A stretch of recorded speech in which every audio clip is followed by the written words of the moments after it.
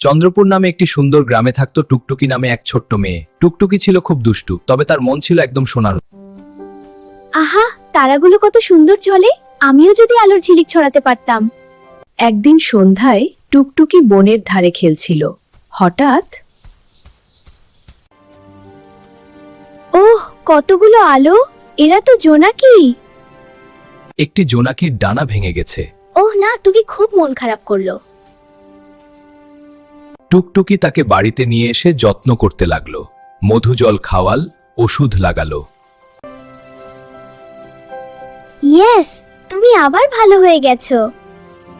সেই রাতে আশ্চর্য ঘটনা ঘটল। ওহ, আমার ঘর যে পুরো আলোয় ভরে গেছে।